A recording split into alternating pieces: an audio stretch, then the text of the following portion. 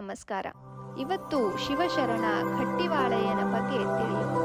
ಅಶನಕ್ಕಂಜಿ ವೇಷವನ್ನೇ ಹೊತ್ತು ದೇಶವ ತೊಳಲುವ ಹಿರಿಯರ ಗಂಡ, ಕಾಲದ ಗಂಡ, ಕರ್ಮದ ಗಂಡ, ಲಿಂಗವಿಡಿದು ಸಾವ ಹಿರಿಯರ ಗಂಡ, ಗುಹೇಶ್ವರ ನಿಮ್ಮ ಶರಣ ಘಟ್ಟಿವಾಳ ಅಲ್ಲಮನಂತಿಂತೆಂಬವರ ಗಂಡ ಎಂಬ ಅಲ್ಲಮ ಪ್ರಭುವಿನ ಪ್ರಶಂಸೆ ಘಟ್ಟಿವಾಳಯ್ಯನ ಅಮೋಘ ವ್ಯಕ್ತಿತ್ವವನ್ನು ಪರಿಚಯಿಸ್ತದೆ.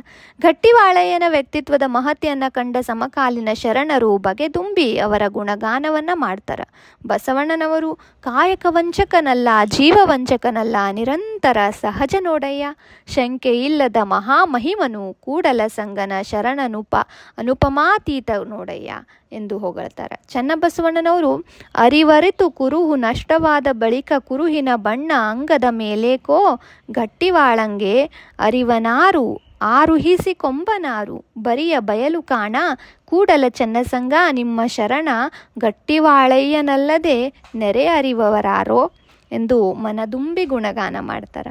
ಡಕ್ಕೆಯ ಬೊಮ್ಮಣ್ಣನು ಶರಣಸ್ಥಳ ಗಟ್ಟಿವಾಳಯ್ಯಗಾಯಿತು ಎಂದಿದ್ದರೆ ಆದಯ್ಯ ಗಟ್ಟಿವಾಳ ನನ್ನ ಭಾವ ಅಂತಾರೆ.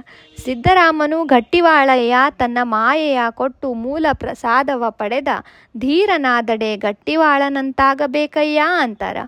ಮೋಳಿಗೆಯ ಮಾರಯ್ಯ ಲೆಕ್ಕವಿಲ್ಲದ ಆಸೆ ಮನದೊಳಗು ಹೊಕ್ಕು ತಿರುಗಾಡುತ್ತಿಹ ಚಿಕ್ಕ ಮಕ್ಕಳಿಗೆಲ್ಲಿಯದೋ ನಿರ್ವಾಣ ಗಟ್ಟಿವಾಳಂಗಲ್ಲದೆ ಅಂತ ಪ್ರಶ್ನಿಸ್ತಾರೆ.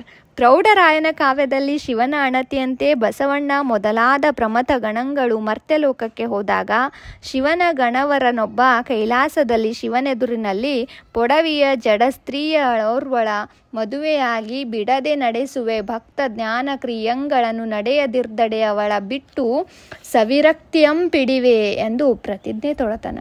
ಆದಯ್ಯ ಇವನನ್ನು ಗಟ್ಟಿವಾಳ ಮುದ್ದಣ್ಣ ಅಂಥೇಳಿ ಕರೆದಿರ್ತಾರೆ. ಮುದ್ದಣ್ಣನು ಮದ್ದಳೆ ನುಡಿಸ್ತಾ ನರ್ತಿಸ್ತಾ ಶಿವಾನುಭವವನ್ನು ಸಾರಿ ಹೇಳುವ ಕಾಯಕವನ್ನು ಕೈಗೊಳ್ತಾನೆ. ಕಾಯಕದಿಂದ ದೊರೆತರಷ್ಟರಲ್ಲಿಯೇ ತೃಪ್ತಿಯನ್ನು ಪಡೆದು ದಾಸೋಹವನ್ನು ನಡೆಸ್ತಿರ್ತಾರೆ. ಒಂದ್ಸಲ ಬಸವಣ್ಣನ ಮಹಾಮನೆಗೆ ಊಟಕ್ಕೆ ಹೋಗುತ್ತಿದ್ದ ಜಂಗಮರನ್ನ ಕಂಡು ಗಟ್ಟಿವಾಳಯ್ಯನು ಅವರನ್ನು ಬಸವಣ್ಣನ ಮನೆಯ ಮುಸುರೆ ಗಡಿಗೆಗೆ ಇವರ ಮಕ್ಷಿಕಗಳನ್ನೆಲ್ಲ ಅವರು ಕೋಪದಿಂದ ಇವರ ಇಷ್ಟಲಿಂಗವನ್ನು ಕಿತ್ತುಕೊಂಡು ಅದನ್ನು ಕೊಡುವಂತೆ ಇವರು ಬೇಡ್ಕೊಂಡಾಗ ಕುಹಕದಿಂದ ತಮ್ಮ ಮುಂದಿದ್ದ ಕಲ್ಲು ಗುಂಡೊಂದನ್ನು ತೋರಿ ಅದೋ ಇಲ್ಲಿದೆ ನಿನ್ನ ಇಷ್ಟಲಿಂಗ ಅಂತ ಹಾಸ್ಯ ಮಾಡ್ತಾರೆ. ಆತ ಅದನ್ನೇ ಇಷ್ಟಲಿಂಗ ಎಂದು ಕೊರಳಲ್ಲಿ ಕಟ್ಟಿಕೊಂಡು ಬಸವಣ್ಣನ ಮಹಾಮನೆಯ ಹೆಬ್ಬಾಗಿಲಿನಲ್ಲಿ ಕುಳಿತುಬಿಡ್ತಾನೆ. ನೀಲಲೋಚನೆಯಿಂದ ಸುದ್ದಿ ತಿಳಿದ ಬಸವಣ್ಣನವರು ಪ್ರಭುದೇವ, ಚನ್ನಬಸವಣ್ಣ ಮೊದಲಾದವರೊಡನೆ ಅಲ್ಲಿಗೆ ಬಂದು ಆ ಜಂಗಮನಿಗೆ ಆತನ ಇಷ್ಟಲಿಂಗವನ್ನು ಕೊಟ್ಟು ಬಿಡುವಂತೆ ಹೇಳ್ತಾರೆ. ಆಗ ಅವರು ಗಟ್ಟಿವಾಳಯ್ಯಗಳೇ, ನಿಮಗೆ ಗುರು ಕೊಟ್ಟ ಲಿಂಗ ಮತ್ತು ಬೆಟ್ಟದ ಈ ಗುಂಡು, ಹೀಗೆ 2 ಲಿಂಗಗಳೇ, ನಿಮಗೆ 2 ಗಂಡರೇ ಅಂತ ವ್ಯಂಗ್ಯಾಡ್ತಾರೆ.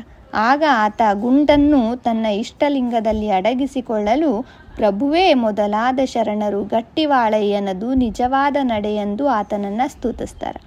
ನರ್ತಕ ಕಾಯಕ ನಡೆಸುತ್ತಿರುವಾಗಲೇ ಗಟ್ಟಿವಾಳಯ್ಯ ಲಿಂಗೈಕ್ಯನಾದ ಸುದ್ದಿ ತಿಳಿದ ಬಸವಣ್ಣನು ಸಮಾಧಿಯ ಸಿದ್ಧತೆಯೊಡನೆ ಶರಣರನ್ನೊಡಗೂಡಿಸಿಕೊಂಡು ಅಲ್ಲಿಗೆ ಹೋಗುವಷ್ಟರಲ್ಲಿಯೇ ಅವನು ನಿರವಯ ಸಮಾಧಿಯನ್ನು ಹೊಂದಿರ್ತಾರೆ.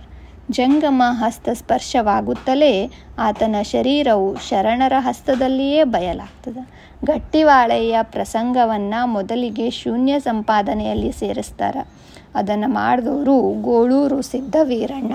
ಇಲ್ಲಿಯ ತನಕ ಗಟ್ಟಿವಾಳಯ್ಯ ಅವರ 46 ವಚನಗಳು ಸಿಕ್ಕಿದ್ದು ಅವುಗಳ ಅಂಕಿತ ನಾಮ ಚಿಕ್ಕಯ್ಯ ಪ್ರಿಯ ಸಿದ್ಧಲಿಂಗ. ಶರಣು ಶರಣಾರ್ಥಿ.